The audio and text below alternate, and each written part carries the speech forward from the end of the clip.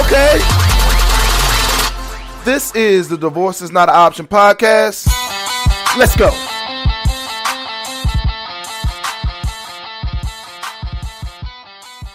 Stephen James Dixon. Hey, y'all. This is Tamara Daracel, and this is the Divorce is Not an Option podcast. Thank you for joining us. Today, we're talking about a new article on StephenJamesDixon.com called 5 Reasons Why My Relationship Works with My Drug-Addicted Boyfriend. Are you for real? Yeah, I told you. You thought I was joking when I said that earlier? Okay, but the wording, no, with my drug-addicted boyfriend. He on drugs. Okay, I have a different perspective on that, but you go ahead and start with the article. Let me read from the introduction of the article. It says, I am a 40-year-old African-American woman, and I've been dating a 45-year-old African-American man for the past 3 years. I don't have any kids. He has shared custody of an 8-year-old daughter. We all live together in New York City. Okay, so she a grown woman, and she sounds like she happy. Yes, she said she's happy. When I talked to her, one of my clients, I interviewed her, she sounded happy to me. So does she want to have a family? Does she want to get married? Let's get into the article some more. You'll see. Okay. All right. So she said she had been in 4 serious relationships, and the first was her college sweetheart that she dated for 10 years. I understand. College sweetheart for 10 years. Oh my gosh. Because you think you're going to get married and you keep thinking, okay, I put this much in it. Let me just keep going. And then it's just messed up. So one more year? Yeah, one more year. One more year turns into 10. But anyway, so she said they struggled together and they shared everything because, you start off college, you ain't got nothing. And she believed in him, and he was pursuing a music career, and then his career blew up. And, she said she had an abortion for this man. She had postponed her dreams for this man. And then he just turned on her. Like, he just started having hoes everywhere. Once he got that check. Right. So I just think that's just the craziest thing. So now he big time, and she has been the one there with him all the time, and she just gets the short end of the stick. So you're familiar with this story? You've seen it played out multiple times. Except my man didn't make it big time at the time. So like, at least I could have got some money out the deal. Yeah, you held on to dude, held him down for years and years and years, and he never made it big time. Your sacrifice never led to anything. Nope. And then he had the nerve to call me a gold digger. Wow. Like, no, a gold digger would not be with you. So you was trying to say basically that you wanted him to have some money in his pocket, now that y'all adults. And Thank you. Pay some bills. How about that? That's crazy. She said she go ahead.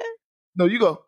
Oh, she was just talking about, all of her relationships. The second boyfriend was a rebound from the first one, and she just realized she was settling with him, so she had to let him go. And then she just kind of goes through a string of men that she just, reasons she slept with men: anger, boredom, confusion, depression, horniness. She said lies, loneliness, obligation, and more lies. Wow, let's try to go through each one of those. So woman is saying that she was hurt from a previous relationship that did not work out, and that led her to being kind of fast and run around dating different men and having sex. And the reasons were say the reasons again. She said that she felt anger. like that's the she's so hurt and upset from the previous relationship. It's like, I don't even care. Let me just get some. Okay, I noticed too that in the list that she gave, she didn't say hurt, but you're going to take the anger as hurt, as emotion. Yeah, because I think it's anger towards the relationship that didn't work, or and probably toward herself. That's true, right? and mad at herself for staying for 10 years. Yep. Okay, boredom. You see that one too? Oh, I understand that one. It's like, I ain't got nothing else to do. I do. Come on. It just happened to be your lucky day. Your lucky day. Don't mess it up. I done heard women say that. Don't mess it up. It's your lucky day. Yes. And they always mess it up. Confusion. What you think that one is? So my interpretation of that is just confusion of what the situation is. Like, so many women get involved with men and you don't know what it is. You don't know if you're together. You don't know if you know, whatever. And so you just confused, but you still sleeping with him. But you don't feel like figuring it out. You don't even want to ask. Like, Well, you know yeah, what? you want to, but you're scared to. Because you're scared, okay, so I have this piece of him right now. If I ask for him to tell me exactly what's going on, I won't even have that piece. Or it's a possibility I won't even have that piece. You know what? There's some women out there right now that are kind of in that position Mm-hmm. where they just don't know what to do. Mm-hmm. But they just kind of stay. Yeah, I mean, but it's making a conscious decision that a piece of man is better than no man at all, which I completely disagree with. Because they're like, I'm gonna water this man, and he gonna grow up to be a grown man, a real man one day. That does not happen. That does not. What happens is you water that man, and he grows up to be a grown man for somebody else. You know what confusion could also be? It could also be where you're trying to figure out if you are willing to walk away from a relationship because it's not real. Like where you're saying, okay, do I want too much? Am I expecting too much? That's a good one. And that's like, she did talk about like boyfriend number 2, where she was saying that she was settling. And I think that is, we try to convince ourselves that, you know, maybe it's me. Maybe it's me, maybe, and of course, men go through that too occasionally when we actually get serious about a woman, you know, and if that woman don't want us, ooh, that first time as a man when a woman don't want you, that's a whole nother podcast. We can't even, I can't even begin to parse that one through. So curiosity, of course, everyone goes through curiosity. That's self-explanatory. Depression, I don't know, that's all women right there. What you got on that? I mean, that's just, yeah, it kind of goes along with boredom. Just like you hit kind of a lull and you just like anything to make me feel better. My homegirl married, my sorority sister married, my younger sister married, you know, my mama on other women. Yeah. My ex and my other ex, both of them married with kids. Yes. Shoot, one of my ex-boyfriends that got a divorce already. He was married so long. But it's so crazy when you are with somebody and then they marry the next chick. Mama on your back. You know what I'm saying? Oh my gosh. I could write a book on that one. Oh, mama being on your back. Yes. Your mama must not listen to the podcast that much. Whatever, but mama was ready. She was like, what we got to do to get a man? Wow. Yes. As if there was some work that needed to be done. Hey, you might want to. He said, you have excelled in your career. You can figure out how to do this. Oh, really? So you had like a cheerleader moment? Like you had multiple moments where mama was like, hey, we need to talk? I don't know if I would say it was a cheerleader moment because I didn't feel like I was being lifted up. So what is that? You want to talk about that, or is that too personal? I mean, I'm an open book, but no, I think a lot of people experience that because as Black women, we are not getting married at the same rate as white women. And so you have the expectation of, you know, especially college educated Black women, you're going to meet your husband in college or somewhere around there in your early 20s. And so you hit your mid 30s and all of a sudden everybody around you gets desperate. You may not even be desperate, but everybody else around you is desperate. I mean, you 35. Right, everybody else. Mm-hmm. And so that's when, you know, and my mom, who was all about Black love, actually started saying, well, maybe we should look at white guys. Whoa, mama had lost all her confidence in you. All of it. When mama gives you permission to date outside your race, she has no more confidence in you at all. It is so crazy. I'm like, that whole feeling, like, I mean. What did you say to mama when she said, you know what, you could date white men if you want to? I had no words because my mother, the same woman who actually, when I was in high school and actually did try to date a white guy, told me, okay, so I know it's a limited amount of Black people where you are, but can you try to look in that area? She wants you to look a little harder. Then after a couple of years, she's like, wait a minute, slow down. Go back and get that white boy that you had from 20 years ago. So, yes, exactly. She's like, anybody who will marry you. She one day sat me down and said, we need to have a baby. And I said, how do we have a baby? Did she, do you have any horror stories from friends? About their mamas? Yeah. It's pretty, everybody's kind of got the same story, with the exception of the mamas who just gave up. Like, you know, especially when you have siblings. And I have the same story. Like my mama started planning my brother's weddings because she just decided mine wasn't going to happen. Wow. And neither one of them got married anyway. Not yet. But do they feel that pressure from your Oh mom, do they? yeah. Oh They do? yeah. Oh Okay. yeah. It's not the same level that I had, Right. but I mean, at the end of the day, my mother wanted grandchildren, and that was the main priority. But anyway, Okay. bringing it all back. Yeah, horniness, that's That's us. self-explanatory. Yes, that's dudes. What do you Lies, think that's about y'all. lies? Wait a minute. What you mean that's y'all? I try to slide that in, Uh-huh. though. It's gonna keep Uh-huh. I want to hear your thoughts. um, you know what? I never lied. Like I was honest with Oh women yeah, all you the were time. Like I beyond remember honest. I just got off on, just being able to say to a woman what I really was feeling and what I wanted and then getting away with it. That was how I described a player to me. But Like, that a was player don't lie. mean. No, but if I'm keeping it real, like for example, at one point at the job, I was dating 3 women that sit within probably 20 feet of each Oh other. my 3 God. different women. And all of them knew. Oh wow. So is that wrong? I can't believe they did it. I have to blame them for that. Right. And these are 3 different women. Like one was like a technical writer, one was like an administrative assistant, and one was like an engineer. You like You know what I'm I'm saying? Like diverse. I diversified my portfolio of Whatever. women. You know what I'm saying? Whatever. Okay. They all But you not always, I wouldn't say that you were typical because most men lie. yes. I've actually had conversations with men where I challenged them online and women, and really sadly, the reason why I stopped lying, I never did lie to women, and the reason why I tried to get men to stop lying to women was because I felt like it didn't matter. Oh, so I just thought about the text message I got from the dude, long distance dude. And Yeah. when he said, can I come over? And I was like, sorry, dude, wrong chick. No. You got to you got to back it up and make sure you're very clear in that story. Try to skip through it because you don't I like that don't even story. remember. What are you saying? I missed I it. remember. Oh, I remember Lord. What do you remember? I remember you calling me one day and saying, "Hey, you remember that dude I stopped dating, from out of town?" And I was like, "Okay, yeah." I just got a text message from him saying, "Hey, can I come over?"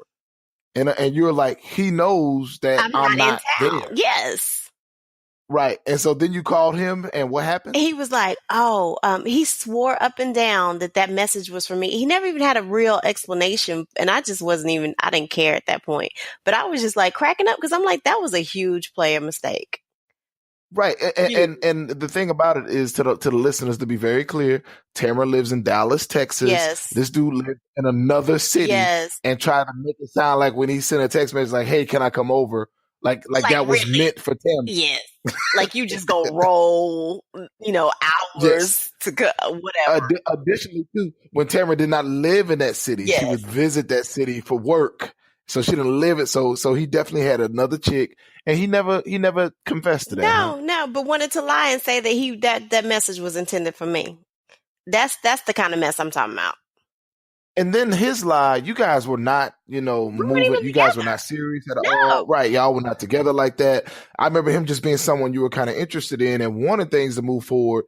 They never did. Yeah, and back to you that left him alone. Like he was confused. Right. Right. He was confused. So you got out before. So that's a good, that's one of those good times where you kind of stood your ground, said to yourself, this is not going well. Something doesn't feel right. I like this guy. I'm interested in this guy, but something just doesn't feel right about this guy. So you moved on. And then that later confirmed your women's intuition. Mm-hmm. Lies. The other part about lies is I just figured out, like, when I was probably 30 years old, 29 years old, I just had a summer when I was trying to just run women off. Like I was just like, how do I get rid of these women? How to lose a chick in 10 days. Right. And just didn't matter. Like I would go 2 weeks without calling a chick and she'd just be like, "Hey, how you doing?" Or I call a chick at the last minute on a Friday at 8:30, just to PSA, ladies, respect yourself.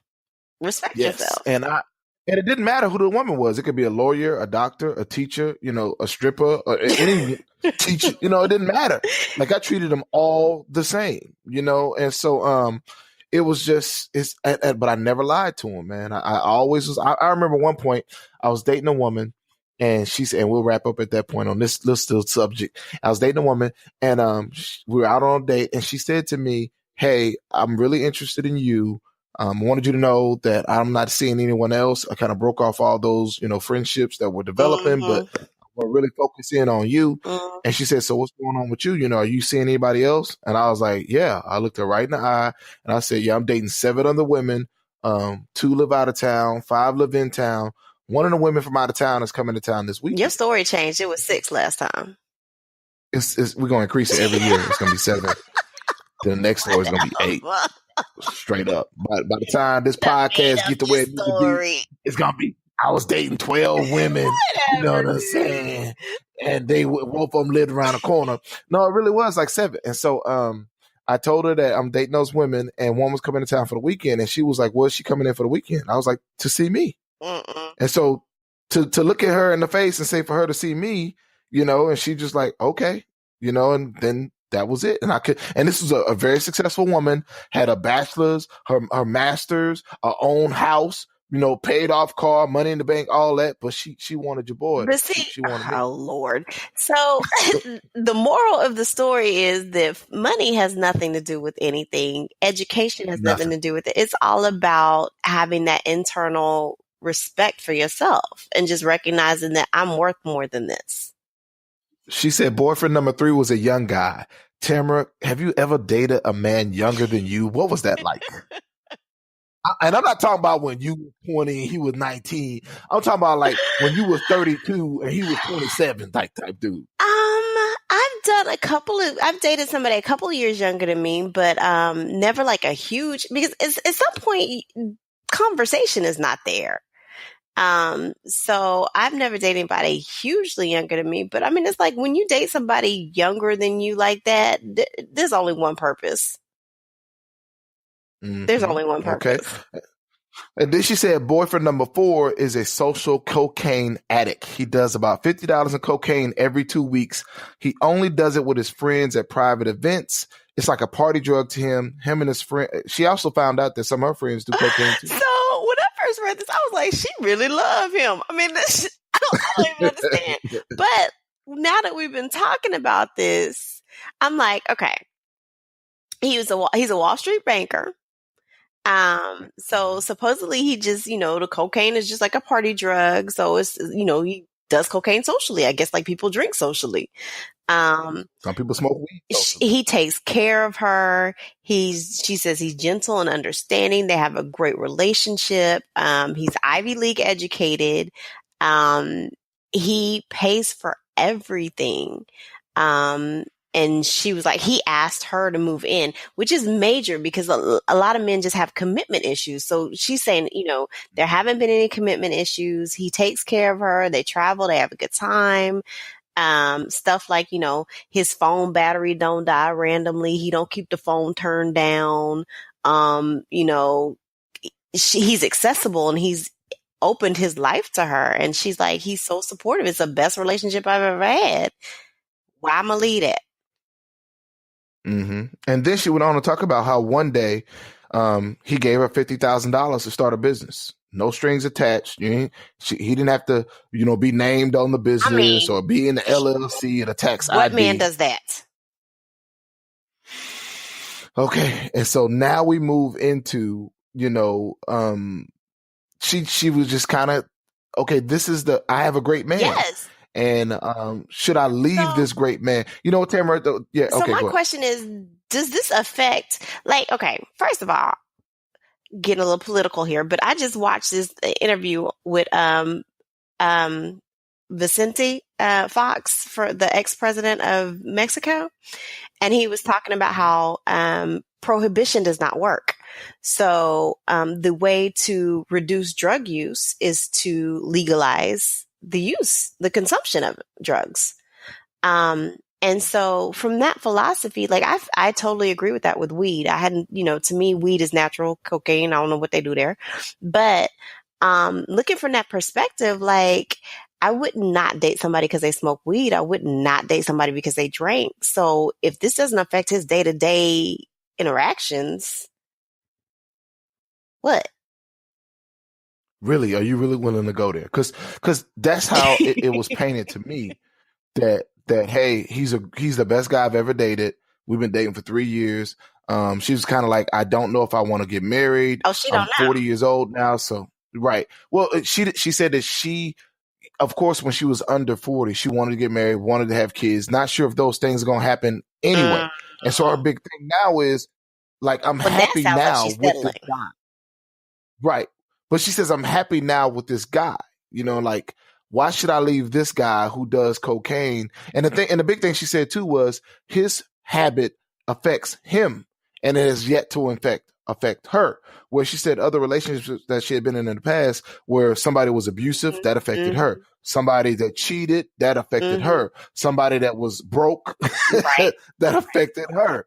You know what I mean? Whereas this guy, his faults don't impact her. So she's like, why should I leave She this? really happy or she just like the money? She is really happy. And the money for her, she said, was a non-issue because she never asked him for any money. But it was nice to be offered because she live in New York where, dudes tend to shack up because it's so expensive to live there and have something nice. So you'll shack up with a dude for a year and split the bills. It's not a big deal really in New York or LA or Chicago. We want to live in downtown areas and things like that. But this guy was like, move in with me and I'm going to continue to pay all the bills. You know what I mean? Like he really wanted her. And she said that it's been a very long time since she had been in a real relationship where a guy really exhibited that he wanted her. Okay, so how do you think that this kind of would be framed in your 80-20 rule?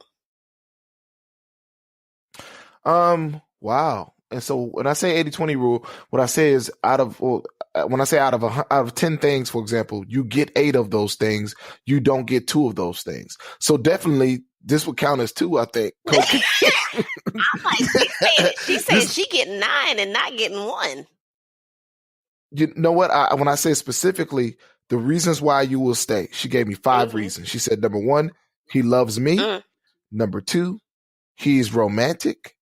Number 3, he is supportive. Number 4, he is caring. And number 5, he loves his daughter. Those are the 5 reasons she gave for staying. Okay, well, you know what? All of those are him. She didn't say I love him. She said earlier, you'll find that in an article where she talked about being madly in love with him and things like that. I didn't have this in the conversation piece, but she said she's madly in love. And as a matter of fact, I see him always out. Another thing too, like, I don't know, I missed this whole age. Me and my wife been married 12 years, but I always see them in Instagram posts together. Just looking happy, just dancing somewhere at a restaurant, at a party, and he jumping in the videos. You know what I mean? So my question is what are the effects of cocaine? Like, I mean, is he going to end up, with some kind of cancer or, is it going to show up physically? Is she going to have to be taking care of him 10 years from now? Like what? You know what? I don't know many crackhead or cocaine addicts. You know what I'm saying? Like, I can't be like my cousin who did cocaine. Right. Yeah. My cousin who did cocaine for 50 years, he is this now. Like, I don't know stories like that. That's all I'm wondering. If you can do cocaine socially, and could he just a year from now decide he don't want to do it no more? Is it addictive like that? I've heard stories where people said they quit. I think I've heard more stories where people end up dead though. So that's my question. And does she know all the risk? And if she know all the risk, is she willing to take them? Well, really what I said to her, I made her promise me 3 things. I said that she will never try cocaine and she agreed to that. Like she said that it's just not for her. She actually had that thought at one point. She said actually that once she figured out, she actually thought about it because what happened, she said, was when he would do it socially, and when she found out about it, she was so surprised that she talked about it with a close friend of hers, and that close friend was like, you know what? On occasion, I've taken a hit of cocaine too. Wowzers. And so then I was like, wow, this can't be real. So I actually called another one of my clients in LA, and she said, yeah, this is true. Like, I've dated men who did cocaine. And I was like, but you never said that to me. And she said, well, I never felt like these guys doing cocaine it was a problem. Wow. She's like, I've called you, she actually said, I've called you to have a session about a man I thought was cheating. I've called you about a session, multiple sessions when I was, doing kind of premarital counseling when we was trying to figure out if we were going to get married. But I was like, in all those sessions, this is one of my long-term clients too, like maybe 6 years. She never, and I was like, in those 6 years, how many people did you date that did cocaine? She said at least But 2 I to mean, 3. how do you get God, that? and I was Well, like, I guess maybe she didn't know. yeah. Because my thing is, I would be like, on date 2, I find out, you use coke. Okay, we're done. She said it. Well, the initial person I interviewed for this article said that she didn't find out till after a year. That And by says something then, to me. he right. And they together all the Yeah, time. You and never if found he out can do about this until and, about a year. it don't affect nothing, I mean, but then again, I don't know. Is it like he hid it from her? I think that so the other thing you got to think about too, these are people that are basically a party lifestyle, like partying at a whole nother level that us slow people in Dallas can't Right? relate to. Because Like, I'm tired. I'm going to just bed. can't. Like, right, yeah, we going to bed. They go out. They go and stay out and always stay out all night. You know what I Wow. mean? When you go to LA and New Yeah. York or Yeah, I whatever, guess that's and just different. and their private parties are at a whole nother level. You know what I'm saying? Like of just craziness of, just, and I've been through a couple of them where I was just like, okay, I'm out of place here. Like this is so fast. Like it's so much going on. It's so many things happen. There's so many people here. And these are not like we've been in that and frat houses when we was Yeah, in college. 20 Imagine years that. Like ago. imagine like we was in a frat house. Imagine like when you was in a frat house in college and it's all just kids. Well, now being packed into LA where you see stars and athletes and stuff like that at a higher level, and you see people having sex in the next room, and you see, all these different cocaine over here and all that, it becomes your environment. It just becomes, They this is going what we to do hell. when we go out. They, but I made her promise that she was not going to try cocaine and that she would have an emergency fund and an exit strategy. Just in case she got to, we got to leave right now. You know what I mean? So have that together, and that she would at least He check could in go with me to quarterly, so I jail. can make sure, like, right. She ended up going to jail because of him. Wow. Yeah. Okay. Yeah. So yeah, No, I was trying to be on his side. mind-boggling, All right, cool. mind-boggling So story. everybody check out the article on StephenJamesDixon.com. Right now, let's take it to the relationship couch. Stephen, you got anything interesting for us this week? You know what? The thing I've been working on with couples this week is compromising. And I've really I found that people just are not good at it for some reason. Like, and they just. Divorce rate would be What do you mean, zero like- if people were good at compromising. Oh, okay. So I get caught up in it. Like, and so it's a big deal. Okay, maybe it's a little bit. It's my thing for this week, so maybe I get kind of caught up in the middle of it and not really look at it as that big because my wife and I do such a really good job of compromising. And with this couple, man, you just kind of get into your own lanes where okay, I want what I want, and the partner wants what they want, and they both just feel like it don't work like that. They just both feel like they're supposed to have what they're supposed to have, and then never compromise. So what do you tell them to do? Okay, well, when I'm teaching couples on how to compromise, the first thing I always tell people to do is you got to understand what your partner wants first, right? And so too often when we having a debate, we're thinking to ourselves, I need to explain better what I want, right? And that's a mistake because they probably know what you want and they just don't want the same thing. You understand? Like, I get it. You obviously ain't hearing me. Right. No, I get it. Whatever. Yes. And so what I try to teach couples and what I do in my own marriage is I first, for me, figure out what is it that she wants. You know what I mean? And I think that's how real negotiations work, right? Like if I'm trying to pay LeBron James as I'm Cleveland Cavaliers, I have in my mindset, okay, how much should I be paying? Like I have an idea, like what he would want. Like I paid Kobe 30, like the Lakers paid Kobe 30 million. What Russell Westbrook is getting 25 million over here. Kyrie Irving and Steph Curry are making this amount over here. LeBron James thinks he's the best player in the league. He's probably going to want more than all those. Like I have an idea. So these of are what life he wants, skills. So I come to right. These are life skills. Exactly that people don't apply in their personal relationships. And I'm always teaching people to use your professional skill set. Again, use your professional skill set in your personal lives. And so when LeBron James and Cleveland Cavaliers are negotiating, Cleveland has an idea of what LeBron James wants before they start talking, right? LeBron James's people have already looked at the salary structure, the pay scale, the cap. You know, they know all. They know, okay, if you sign LeBron at $35 million, then you could also sign 7 other players at this amount, blah, blah, blah. They have all that information before they even come to the table. And too often in marriages, we come to the table with no information. All we have is what we want. Well, yeah, because we have a whole mentality about, you know, that's what our life is, getting what I want. Yep, up until the time you get married. I want, that's getting the clothes I want, getting the car I want. It's all about, what I want. Right. Getting the house I want. Now I got the man I want, or I got the woman I want. And they ain't acting right. I want them to do. Right. And so I was really, what I figured out was I couldn't really fix this couple's problem. Normally I'm able to. You surprising, right? It's one couple, Tamara. Slow down. It's just one. I couldn't fix this one. All right. The rest of them gonna get fixed. Yeah. And so what I had to do with this couple was I had to start explaining to them or giving them examples of compromise between me and my wife for them to really start getting it.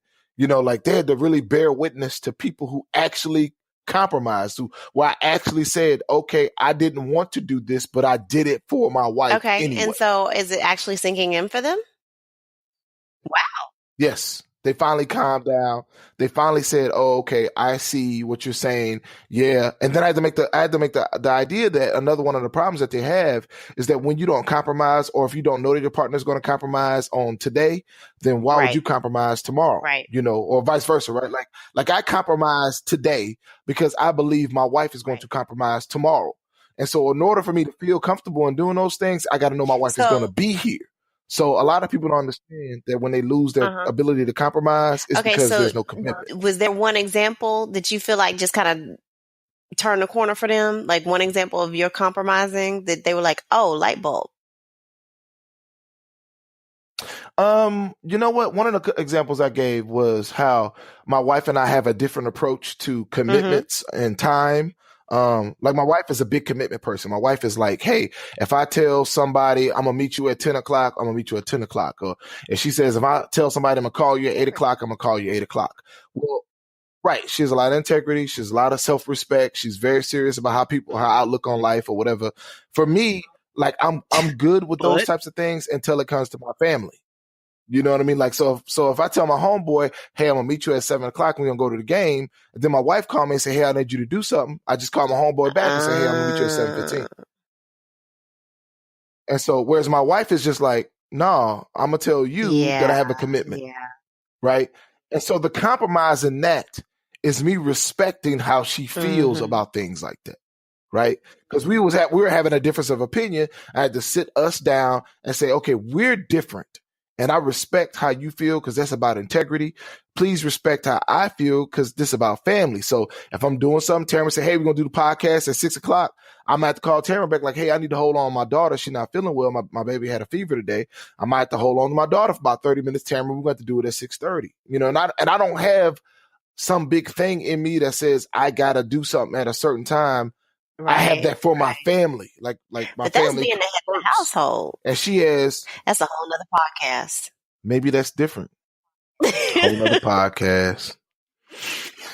Are you in a strange or unique relationship that works for you? If you are, please call the podcast hotline. Call Divorce Not Option Podcast. Leave us a voicemail. Tell us how and why you ended up in this strange relationship. Please let that message be under 2 minutes because some people you call and you leave a 10-minute message and me and Tamara enjoy it, but we can't put it on a podcast. Number is 469-294-3795. Again, that number is 469-294-3795. This has been the Divorce is Not an Option podcast. Please be sure to subscribe and follow the podcast so that you can be automatically alerted when we produce a new episode on iTunes, Spreaker.com, Google Play, YouTube, and SoundCloud. And now you can also check out this podcast on Ebony.com. Tell a friend, repost, retweet for us. Thank you. Bye, y'all. Deuces.